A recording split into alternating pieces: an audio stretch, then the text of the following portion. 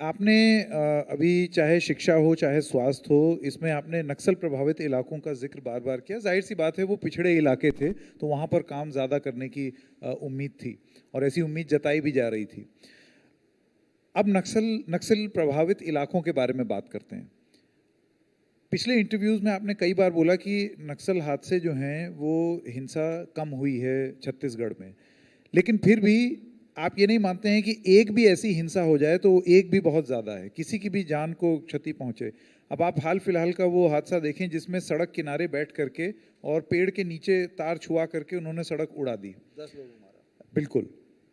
ऐसे में आप किस तरीके से देखते हैं अब तक के जो कदम उठाए हैं, केंद्र से आपका जो कोऑर्डिनेशन है उसको, इसमें क्या सुधार आया है? और एक और बहुत महत्वपूर्ण और बड़ा सवाल मैं आपसे पूछना चाहता हूं, क्या भूपेश बघेल छत्तीसगढ़ को नक्सल मुक्त देखते हैं? पहली बात तो यह है कि नक्सल घटना हुई है और उसमें कोई इनकार नहीं है। अभी जो अरनपुर जो घाटी में जो घटना घटी है, उस रास्ते में पहले जा ही नहीं सकते थे लोग, उस सड़क में जाने की कल्पना ही नहीं कर सकते थे। अब धड़ल्ले से आवागमन हो रहा है, लेकिन एक काल था जिसके माध्यम से वो उसमें फंस गए और वो पक्की सड़क में ही ये घटना घटी और जिसके कारण हम 10 नौजवान और एक नागरिक को हमने खोया। लेकिन पहले और अब में अंतर ये आया है कि अब नक्सलियों को घेर के हम लड़ाई कर रहे हैं। पहले नहीं तो कैंपों में हमला होता था, अब जितने भी आप निकाल के देख लें, कैंपों में हमला हो गया, ये रानी बोदली में हो गया, ताड़मेटला में हो गया, तो यहाँ हो गया, वो सारी जानकारी आती थी कि यहाँ तो थाने में, गिदम में थाने में हमला हो गया था।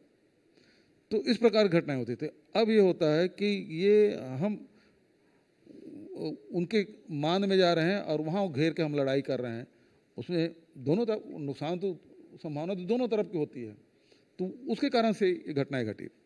दूसरी बात ये है कि पहले ग्रामीण जो है वो सरकार विश्वास खो चुकी थी बस्तर के लोगों, क्योंकि ज़मीन भी छीन रहे थे, उसके पानी में भी कब्जा हो रहा है और उनको लगता था कि हमें लघु उपज के कीमत नहीं मिल रहा है और वो शिक्षा से दूर हो रहे हैं, सारी सुविधाओं से दूर हो रहे हैं। और जवानों के भी दृष्टिकोण ये था कि एक कैंप से निकलते थे लोग, जो भी मिले तो उसको नक्सली समझते थे। तो ये हो गया था कि अविश्वास का माहौल। हाँ, एक अविश्वास का माहौल है। तो सबसे बड़ा परिवर्तन ये आया कि हमने विश्वास जितने पहले कोशिश की, उसमें लोहांडीगुड़ा में जो ज़मीन वापसी हम लोगों ने किया, मतलब जो कानून बनने के भारत सरकार ने कानून बनाया, उसके बाद पहली बार है तो आदिवासियों की ज़मीन वापस किया गया। 1700 किसानों के 4200 एकड़ ज़मीन हमने वापस की। उसके बाद फॉरेस्ट राइट एक्ट के तहत पट्टा देना, सामुदायिक पट्टा देना, मतलब सामुदायिक में तो करीब 4000 सामुदायिक अधिमान्यता पत्र हमने जारी किया। उसमें करीब 18 लाख हेक्टेयर ज़मीन हमने उन गाँव वालों को दिया है। इसके पहले कभी नहीं हुआ था, देश में भी इतनी बड़ी संख्या में कहीं नहीं हुआ है जो हमने किया है। और लघु उपज की खरीदी 4000 प्रति मानक बोरा की दर से तेंदुपत्ता, ऋण माफ़ी 2800 रुपये में खरीदी। और सबसे ज़्यादा मिलेट्स का उत्पादन उसी एरिया में होता है जहाँ वनांचल में ही, चाहे वो राजनांदगांव का इलाका करें, चाहे गरियाबंद का हो, चाहे बस्तर हो, चाहे सरगुजा हो, तो ये जो वनांचल में रहने वाले वही मिलेट्स ज़्यादा उत्पादन करते हैं। जैसे कोदो है, कोदो कूट के भारत सरकार ने समर्थन मूल्य घोषित नहीं किया और मैंने पत्राचार भी किया, नीति आयोग में भी मैंने बात की, लेकिन उसका समर्थन मूल्य घोषित नहीं, हमने घोषित किया। तो 3100 रुपया प्रति क्विंटल के हिसाब से खरीदी घोषणा की, जबकि 1500-1700 रुपये में बेचते थे। तो धीरे धीरे वो रकबा घटते जा रहा था मिलेट्स का।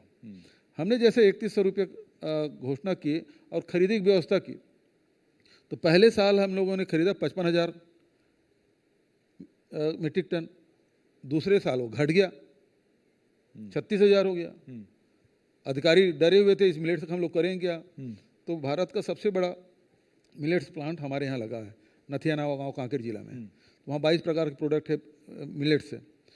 और रकबा पहले 69,000 हेक्टेयर था, अब वो बढ़ के 1,69,000 हेक्टेयर हो गया। मैं बोला रकबा जब बढ़ गया है तो खरीदी कम क्यों हुई। तो बताया गया कि जैसे आपने समर्थन मूल्य घोषित किया, व्यापारी उससे ज़्यादा कीमत में घर से जाकर उठा के लेकर आ रहे हैं।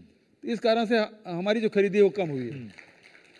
जैसे महुआ है, महुआ तो पिछले सरकार में 2 रुपये किलो में बिक रहा था। हमने समर्थन, भारत सरकार ने 17 रुपये किया, हमारी सरकार ने उसको 31 रुपये किया।